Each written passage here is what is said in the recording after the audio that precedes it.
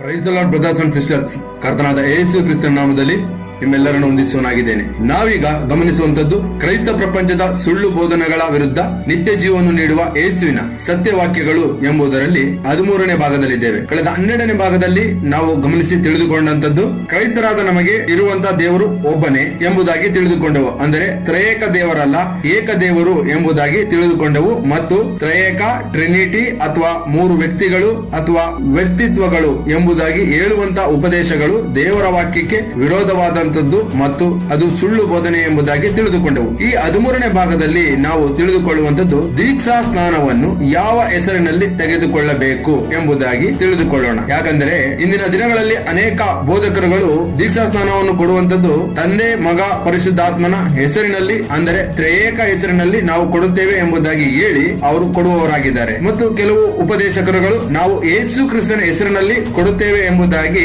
ಹೇಳಿ ಕೊಡುವವರಾಗಿದ್ದಾರೆ. ಹಾಗಾದರೆ ಸತ್ಯವೇದದಲ್ಲಿ 2 ರೀತಿಯಾದ ದೀಕ್ಷಾ ಸ್ನಾನದ ಬಗ್ಗೆ ಬರೆಯಲ್ಪಟ್ಟಿದೆಯೇ ಅಥವಾ ಒಂದೇ ದೀಕ್ಷಾ ಸ್ನಾನದ ಬಗ್ಗೆ ಬರೆಯಲ್ಪಟ್ಟಿದೆಯೇ ಎಂಬುದಾಗಿ ಗಮನಿಸಿ ತಿಳಿದುಕೊಳ್ಳೋಣ. ಅದಕ್ಕಾಗಿ ವಾಕ್ಯವನ್ನು ಗಮನಿಸೋಣ. ಮೊದಲನೇದಾಗಿ ಮತ್ತಾಯನ ಬರೆದ ಸುವಾರ್ತೆ 28ನೇ ಅಧ್ಯಾಯ ವಚನ 19ರಿಂದ 20. ಆದುದರಿಂದ ನೀವು ಹೊರಟು ಹೋಗಿ ಎಲ್ಲಾ ದೇಶಗಳ ಜನರನ್ನು ಶಿಷ್ಯರನ್ನಾಗಿ ಮಾಡಿರಿ, ಅವರಿಗೆ ತಂದೆಯ, ಮಗನ, ಪವಿತ್ರಾತ್ಮನ ಹೆಸರಿನಲ್ಲಿ ದೀಕ್ಷಾ ಸ್ನಾನ ಮಾಡಿಸಿ, ನಾನು ನಿಮಗೆ ಆಜ್ಞಾಪಿಸಿದ್ದನ್ನೆಲ್ಲ ಕಾಪಾಡಿಕೊಳ್ಳುವುದಕ್ಕೆ ಅವರಿಗೆ ಉಪದೇಶ ಮಾಡಿರಿ. ನೋಡಿರಿ, ನಾನು ಯುಗದ ಸಮಾಪ್ತಿಯವರೆಗೂ ಎಲ್ಲಾ ದಿವಸ ನಿಮ್ಮ ಸಂಗಡ ಇರುತ್ತೇನೆ ಎಂದು ಹೇಳಿದನು. ಆಮೆನ್. ಈ ವಾಕ್ಯದಲ್ಲಿ ನಾವು ಸ್ಪಷ್ಟವಾಗಿ ಗಮನಿಸುವಂತದ್ದು ತಂದೆಯ, ಮಗನ, ಪವಿತ್ರಾತ್ಮನ ಹೆಸರಿನಲ್ಲಿ ದೀಕ್ಷಾ ಸ್ನಾನ ಮಾಡಿಸಿ ಎಂಬುದಾಗಿ ಕರ್ತನಾದ ಯೇಸು ಕ್ರಿಸ್ತನು ಆದಿ ಅಪೊಸ್ತಲರನ್ನು ತನ್ನ ಬಳಿಗೆ ಕರೆದು ಹೇಳುವವರಾಗಿದ್ದಾರೆ. ಆದರೆ ಆದಿ ಅಪೊಸ್ತಲರು ಯಾವ ರೀತಿಯಾಗಿ ದೀಕ್ಷಾ ಸ್ನಾನವನ್ನು ಕೊಟ್ಟಿದ್ದಾರೆ ಎಂಬುದಾಗಿ ವಾಕ್ಯವನ್ನು ಗಮನಿಸೋಣ. ಅದಕ್ಕಾಗಿ ವಾಕ್ಯ ಅಪೊಸ್ತಲರ ಕೃತ್ಯಗಳು 2ನೇ ಅಧ್ಯಾಯ ವಚನ 38. ಪೇತ್ರನು ಅವರಿಗೆ, ನಿಮ್ಮ ಪಾಪಗಳು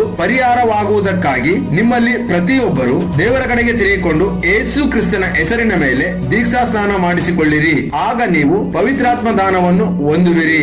ಆಮೆನ್. ಪ್ರೀತಿಯ ಸಹೋದರ ಸಹೋದರಿಯರೇ, ನಾವು ಈ ವಾಕ್ಯವನ್ನು ಗಮನಿಸುವಾಗ ಪೇತ್ರನು ಹೇಳುವಂತ ಮಾತು ಯೇಸು ಕ್ರಿಸ್ತನ ಹೆಸರಿನ ಮೇಲೆ ದೀಕ್ಷಾ ಸ್ನಾನ ಮಾಡಿಸಿಕೊಳ್ಳಿರಿ ಎಂಬುದಾಗಿ ಹೇಳಿ ಅಲ್ಲಿ ಉಪದೇಶ ಮಾಡುವವನಾಗಿದ್ದಾನೆ. ಹಾಗಾದರೆ ಬರೀ ಪೇತ್ರನು ಮಾತ್ರ ಈ ರೀತಿಯಾಗಿ ಹೇಳಿದ್ದಾನ ಎಂಬುದಾಗಿ ನೋಡೋದಾದ್ರೆ ಇಲ್ಲ, ಅವರು 11 ಮಂದಿ ಅಪೊಸ್ತಲರು ಸೇರಿ ಹೇಳಿದ್ದಾರೆ ಎಂಬುದಕ್ಕೆ ವಾಕ್ಯವನ್ನು ಗಮನಿಸೋಣ.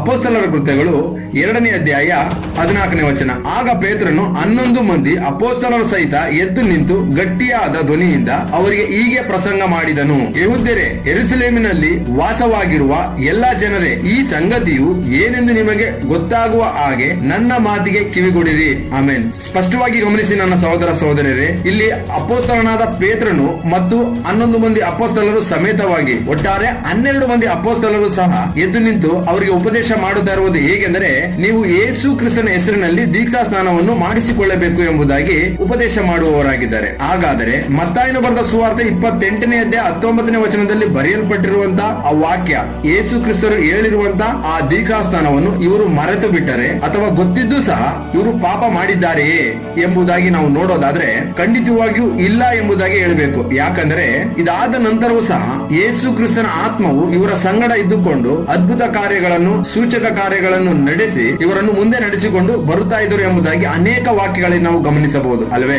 ಅಷ್ಟು ಮಾತ್ರ ಅಲ್ಲ, ನೀವು ಸಾಕ್ಷಿಯಾಗಿರಬೇಕು ಎಂಬುದಾಗಿ ಸಹ ಹೇಳಿದ್ದಾರೆ. ಹಾಗಾದರೆ ಯೇಸು ಕ್ರಿಸ್ತರು ದೀಕ್ಷಾ ಸ್ನಾನದ ಬಗ್ಗೆ ಹೇಳಿದ್ದಾದರೂ ಹೇಗೆ, ಆದಿ ಅಪೊಸ್ತಲರು ದೀಕ್ಷಾ ಸ್ನಾನವನ್ನು ಮಾಡಿದ್ದಾದರೂ ಹೇಗೆ ಎಂಬುದಾಗಿ ಇಂದು ನಾವು ಈ ಭಾಗದಲ್ಲಿ ತಿಳಿದುಕೊಳ್ಳೋಣ. ಅದಕ್ಕಿಂತ ಮುಖ್ಯವಾಗಿ ಇನ್ನೊಂದು ವಿಷಯವೇನೆಂದರೆ, ಇಂದಿನ ದಿನಗಳಲ್ಲಿ ಅನೇಕ ಬೋಧಕರುಗಳು ಹೇಳುವಂತದ್ದು ಯೇಸು ಕ್ರಿಸ್ತರು ಹೇಳಿರುವಂತಹ ಬೋಧನೆಯನ್ನು ಮಾತ್ರ ನಾವು ಕೇಳುತ್ತೇವೆ ಹೊರತು ಆದಿ ಅಪೊಸ್ತಲರು ಮಾಡಿರುವಂತಹ ಆ ಕಾರ್ಯವನ್ನು ನಾವು ಕೇಳೋದಿಲ್ಲ ಎಂಬುದಾಗಿ ಹೇಳ್ತಾರೆ. ಯಾಕಂದ್ರೆ ಯೇಸು ಕ್ರಿಸ್ತನು ದೊಡ್ಡವನಾಗಿದ್ದಾನೆ ಹೊರತು ಶಿಷ್ಯರು ದೇವರಿಗಿಂತ ದೊಡ್ಡವರಲ್ಲ ಎಂಬುದಾಗಿ ಹೇಳ್ತಾರೆ. ಆದರೆ ಆದಿ ಅಪೊಸ್ತಲರ ಉಪದೇಶವನ್ನು ಮಾಡುವವರಾಗಿರ್ತಾರೆ. ಇನ್ನು ಕೆಲವರು ಹೇಳ್ತಾರೆ, 2 ದೀಕ್ಷಾ ಸ್ನಾನ ಸರಿಯೇ ಬ್ರದರ್, ತಂದೆ, ಮಗ, ಪರಿಶುದ್ಧಾತ್ಮನ ಹೆಸರಿನಲ್ಲಿ ತೆಗೆದುಕೊಂಡ್ರು ಒಂದೇ, ಯೇಸುವಿನ ಹೆಸರಿನಲ್ಲಿ ತೆಗೆದುಕೊಂಡ್ರು ಒಂದೇ, ಆದುದರಿಂದ 2 ದೀಕ್ಷಾನ ಸರಿ ಎಂಬುದಾಗಿ ಹೇಳುವವರಾಗಿರ್ತಾರೆ. ಆದರೆ ಇದು ದೇವರ ವಾಕ್ಯಕ್ಕೆ ಅನುಗುಣವಾಗಿದೆಯೇ 2 ದೀಕ್ಷಾ ಸ್ನಾನಗಳು ಅಥವಾ ವಿರೋಧವಾಗಿದೆಯೇ ಎಂಬುದಾಗಿ ವಾಕ್ಯವನ್ನು ಗಮನಿಸೋಣ. ಅದಕ್ಕಾಗಿ ವಾಕ್ಯ ಎಫೆಸದವರಿಗೆ ಬರೆದ ಪತ್ರಿಕೆ ಪತ್ರಿಕೆ ಅಧ್ಯಾಯ 4 ವಚನ 5. ಒಂದೇ ಪದವಿಯನ್ನು ನಿರೀಕ್ಷಿಸುವುದಕ್ಕೆ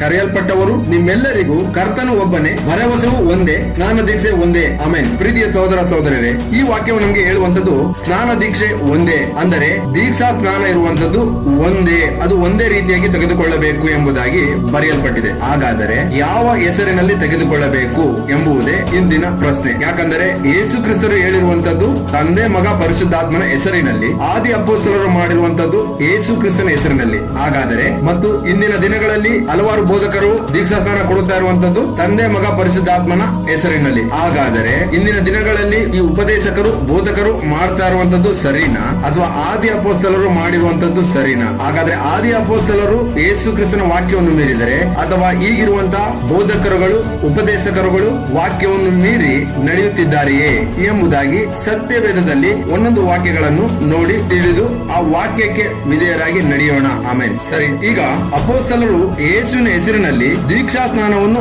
ಮಾಡಿಸಿಕೊಳ್ಳಬೇಕೆಂದು ಅಪ್ಪಣೆ ಕೊಟ್ಟನು ಎಂಬುದಾಗಿ ಗಮನಿಸಿದೆವು. ಹಾಗಾದ್ರೆ ಯೆಹೂದ್ಯರು ಯಾವ ಹೆಸರಿನಲ್ಲಿ ದೀಕ್ಷಾ ಸ್ನಾನವನ್ನು ಮಾಡಿಸಿಕೊಂಡರು ಎಂಬುದಕ್ಕೆ ನಾವು ವಾಕ್ಯವನ್ನು ಗಮನಿಸೋದಾದ್ರೆ ಇದೇ ಅಪೊಸ್ತಲರ ಕೃತ್ಯಗಳು 2ನೇ ಅಧ್ಯಾಯದಲ್ಲಿ 14ನೇ ವಚನದಲ್ಲಿ ನಾವು ಗಮನಿಸೋದಾದ್ರೆ ಯೆಹೂದ್ಯರೇ ಎಂಬುದಾಗಿ ಪದ ಬಳಕೆ ಆಗಿದೆ ಮತ್ತು 38ನೇ ವಚನದಲ್ಲಿ ಯೇಸು ಕ್ರಿಸ್ತನ ಹೆಸರಿನ ಮೇಲೆ ದೀಕ್ಷಾ ಸ್ನಾನ ಮಾಡಿಸಿಕೊಳ್ಳಿರಿ ಎಂಬುದಾಗಿ ಪೇತ್ರನು ಹೇಳಿದ್ದಾರೆ. ಅದಾದ ನಂತರ ದೇವರ ಕಡೆಗೆ ತಿರುಗಿಕೊಂಡಂತ ಸರಿಸುಮಾರು 3,000 ಜನರುಗಳು ಯೇಸುವಿನ ಹೆಸರಿನಲ್ಲಿ ದೀಕ್ಷಾ ಸ್ನಾನ ಮಾಡಿಸಿಕೊಂಡರು ಎಂಬುದಾಗಿ ನಾವಿಲ್ಲಿ ತಿಳಿಯಬಹುದು. ಹಾಗಾದರೆ ಯೆಹೂದ್ಯರು ಯೇಸು ಕ್ರಿಸ್ತನ ಹೆಸರಿನಲ್ಲಿಯೇ ದೀಕ್ಷಾ ಸ್ನಾನವನ್ನು ಮಾಡಿಸಿಕೊಂಡಿದ್ದಾರೆ ಎಂಬುದಾಗಿ ಸ್ಪಷ್ಟವಾಗಿ ನಾವು ಇದರಲ್ಲಿ ತಿಳಿದುಕೊಳ್ಳಬಹುದು. ಆಮೇನ್. ಆದರೆ ಈಗಿರುವಂತಹ ಉಪದೇಶಕರುಗಳು ಮತ್ತೊಂದು ಪದ ಬಳಕೆಯನ್ನು ಮಾಡುವವರಾಗಿರ್ತಾರೆ. ಏನಂದ್ರೆ ಆ ಸಮಯದಲ್ಲಿ ಯೆಹೂದ್ಯರು ಯೇಸು ಕ್ರಿಸ್ತನನ್ನು ನಂಬುತ್ತಿರಲಿಲ್ಲ, ಆದುದರಿಂದಲೇ ಯೇಸು ಕ್ರಿಸ್ತನನ್ನು ಪ್ರಕಟಪಡಿಸುವುದಕ್ಕೋಸ್ಕರ ಯೆಹೂದ್ಯರಿಗೆ ಮಾತ್ರ ಯೇಸುವಿನ ಹೆಸರಿನಲ್ಲಿ ಕೊಡುತ್ತಿದ್ದರು, ಅನ್ಯರಿಗೆ ತಂದೆ ಮಗ ಪರಿಶುದ್ಧಾತ್ಮನ ಹೆಸರಿನಲ್ಲಿ ಕೊಡುತ್ತಾ ಇದ್ದರು ಎಂಬುದಾಗಿ. ಸರಿ, ಹಾಗಾದರೆ ಅನ್ಯರು ಯಾವ ರೀತಿಯಾಗಿ ಅಂದರೆ ಯಾವ ಹೆಸರಿನಲ್ಲಿ ದೀಕ್ಷಾ ಸ್ನಾನವನ್ನು ತೆಗೆದುಕೊಂಡಿದ್ದಾರೆ ಎಂಬುದಕ್ಕೆ ವಾಕ್ಯವನ್ನು ಗಮನಿಸೋಣ. ಅದಕ್ಕಾಗಿ ವಾಕ್ಯ ಅಪೊಸ್ತಲರ ಕೃತ್ಯಗಳು 8ನೇ ಅಧ್ಯಾಯ 5ನೇ ವಚನ. ಫಿಲಿಪ್ಪನು ಸಮಾರ್ಯವೆಂಬ ಪಟ್ಟಣಕ್ಕೆ ಹೋಗಿ ಕ್ರಿಸ್ತನನ್ನು ಅಲ್ಲಿರುವವರಿಗೆ ಪ್ರಕಟಿಸಿದನು. ಆಮೇನ್. ಈ ವಾಕ್ಯದಲ್ಲಿ ನಾವು ಗಮನಿಸುವಂತದ್ದು ಫಿಲಿಪ್ಪನು ಸಮಾರ್ಯ ಪಟ್ಟಣ ಅಂದ್ರೆ ಅನ್ಯ ದೇಶವಾಗಿರುವಂತಹ ಸಮಾರ್ಯದವರಿಗೆ ಯೇಸು ಕ್ರಿಸ್ತನನ್ನು ಪ್ರಕಟಪಡಿಸುವನಾಗಿದ್ದಾನೆ. ಮತ್ತು ಇದೇ 8ನೇ ಅಧ್ಯಾಯ 16ನೇ ವಚನವನ್ನು ಗಮನಿಸೋಣ. ಯಾಕೆಂದರೆ ಆ ವರವು ಅವರಲ್ಲಿ ಒಬ್ಬನ ಮೇಲಾದರೂ ಇನ್ನೂ ಬಂದಿರಲಿಲ್ಲ, ಅವರು ಕರ್ತನಾದ ಯೇಸುವಿನ ಹೆಸರಿನಲ್ಲಿ ದೀಕ್ಷಾ ಸ್ನಾನವನ್ನು ಮಾತ್ರ ಮಾಡಿಸಿಕೊಂಡಿದ್ದರು. ಆಮೇನ್. ಇಲ್ಲಿ ನಾವು ಗಮನಿಸುವಂತದ್ದು ಕರ್ತನಾದ ಯೇಸುವಿನ ಹೆಸರಿನಲ್ಲಿ ದೀಕ್ಷಾ ಸ್ನಾನವನ್ನು ಮಾತ್ರ ಮಾಡಿಸಿಕೊಂಡಿದ್ದರು. ಅಂದರೆ ಆದಿ ಅಪೊಸ್ತಲರು ಯೆಹೂದ್ಯರಿಗೆ ಮಾತ್ರ ಅಲ್ಲ, ಅವರು ಅನ್ಯರಿಗೂ ಸಹ ಯೇಸುವಿನ ಹೆಸರಿನಲ್ಲಿ ದೀಕ್ಷಾ ಸ್ನಾನವನ್ನು ಮಾಡಿಸಿದ್ದಾರೆ ಎಂಬುದು ನಮಗೆ ಸತ್ಯವೇದವು ಸ್ಪಷ್ಟವಾಗಿ ತಿಳಿಸುವಂತದ್ದಾಗಿದೆ ನನ್ನ ಸಹೋದರ ಸಹೋದರಿಯರೇ. ಆಮೇನ್. ಇಲ್ಲಿ ಮಾತ್ರ ಅಲ್ಲ, ಅಪೊಸ್ತಲರ ಕೃತ್ಯಗಳು 10ನೇ ಅಧ್ಯಾಯ 47 ಮತ್ತು 48ನೇ ವಚನವನ್ನು ನೀವು ಗಮನಿಸುವಾಗ ಕೊರ್ನೇಲನ ಮನೆಯಲ್ಲಿ ಇದ್ದಂತ ಅನ್ಯರಿಗೂ ಸಹ ಪೇತ್ರನು ನೀವು ಯೇಸು ಕ್ರಿಸ್ತನ ಹೆಸರಿನಲ್ಲಿ ದೀಕ್ಷಾ ಸ್ನಾನ ಮಾಡಿಸಿಕೊಳ್ಳಬೇಕೆಂದು ಅಪ್ಪಣೆ ಕೊಟ್ಟನು ಎಂಬುದಾಗಿ ಬರೆಯಲ್ಪಟ್ಟಿದೆ. ಹಾಗಾದರೆ ಅನ್ಯರಾಗಿದ್ದು ದೇವರ ಕಡೆಗೆ ತಿರುಗಿಕೊಂಡಂತಹ ಆ ಜನರಿಗೆ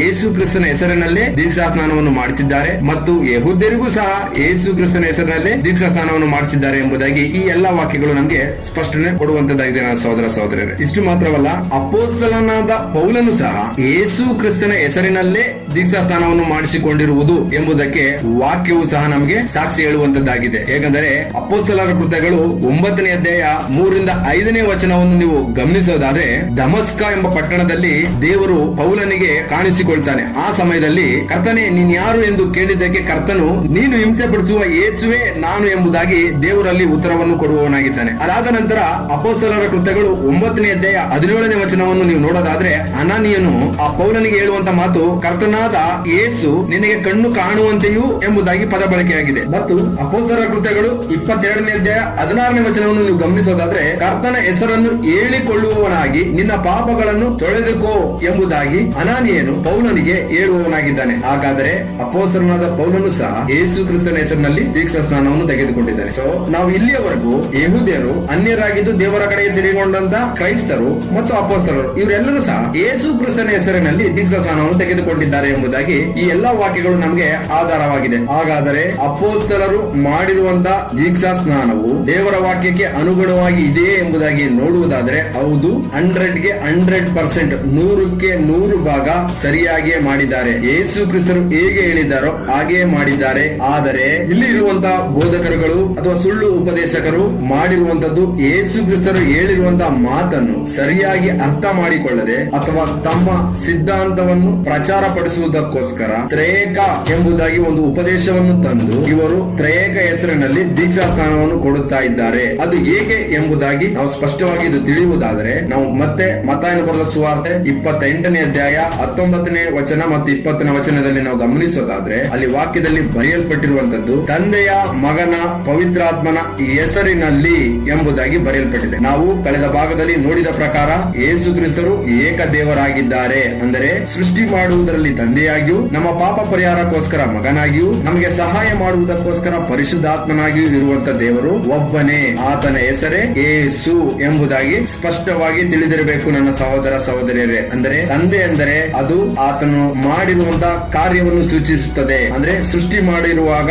ಆತನು ತಂದೆಯಾಗಿದ್ದಾನೆ. ಮಗನು ಅಂದರೆ ಅದು ಆತನು ನಮ್ಮ ಪಾಪಕ್ಕೋಸ್ಕರ, ಶಾಪಕ್ಕೋಸ್ಕರ ಮಾಡಿರುವಂತಹ ಕಾರ್ಯವನ್ನು ಸೂಚಿಸುವಂತದ್ದಾಗಿದೆ. ಪರಿಶುದ್ಧಾತ್ಮನು ಅಂದರೆ ಅದು ನಮಗೆ ಸಹಾಯ ಮಾಡುತ್ತಾ ಇರುವಂತಹ ಕಾರ್ಯವನ್ನು ಸೂಚಿಸುವಂತದ್ದಾಗಿದೆ. ಸೊ ಇದರ ಹೆಸರು ಯೇಸು ಎಂಬುದಾಗಿ ಸ್ಪಷ್ಟವಾಗಿ ಆದಿ ಅಪೊಸ್ತಲರು ತಿಳಿದಿದ್ದರು. ಇನ್ನು ಸ್ಪಷ್ಟವಾಗಿ ಇದನ್ನು ಗಮನಿಸಿ ತಿಳಿದುಕೊಳ್ಳೋದಾದ್ರೆ ಯೇಸು ಕ್ರಿಸ್ತರು ಹೇಳಿರುವಂತದ್ದು ತಂದೆಯ, ಮಗನ, ಪವಿತ್ರಾತ್ಮನ ಹೆಸರಿನಲ್ಲಿ ದೀಕ್ಷಾ ಸ್ನಾನ ಕೊಡಿ ಎಂಬುದಾಗಿ. ಆ ಹೆಸರು ಏನು ಎಂಬುದಾಗಿ ಅಪೊಸ್ತಲರಿಗೆ ಸ್ಪಷ್ಟವಾಗಿ ತಿಳಿದು ಬಂತು. ಹೇಗೆಂದರೆ ಅವರು ಪರಿಶುದ್ಧಾತ್ಮ ಪ್ರೇರಿತವಾಗಿ ಮಾತನಾಡಲು ಆರಂಭಿಸುತ್ತಾರೆ. ಅದಾದ ನಂತರನೇ ಅವರು ದೀಕ್ಷಾ ಸ್ನಾನದ ಬಗ್ಗೆ ಪ್ರಸ್ತಾಪವನ್ನು ಎತ್ತಿರುವಂತದ್ದು. ಮೊದಲೇ ಯೇಸು ಕ್ರಿಸ್ತರು ಹೇಳಿದ್ದರು, ನೀವು ಹೋಗಿ ಪರಿಶುದ್ಧಾತ್ಮನಿಗೋಸ್ಕರ ಕಾದುಕೊಳ್ಳಿರಿ. ಆತನು ಬಂದಾಗ, ಸಹಾಯದ ಆತ್ಮನು ಬಂದಾಗ ನಿಮ್ಮನ್ನು ನಡೆಸಿಕೊಂಡು ಸಕಲ ವಿಧದಲ್ಲೂ ಸತ್ಯದ ಕಡೆಗೆ ನಡೆಸುವನು ಎಂಬುದಾಗಿ ದೇವರ ವಾಕ್ಯದ ಹೇಳಿರುವ ಪ್ರಕಾರವೇ ಆತನು ನಡೆಸಿದ್ದಾನೆ.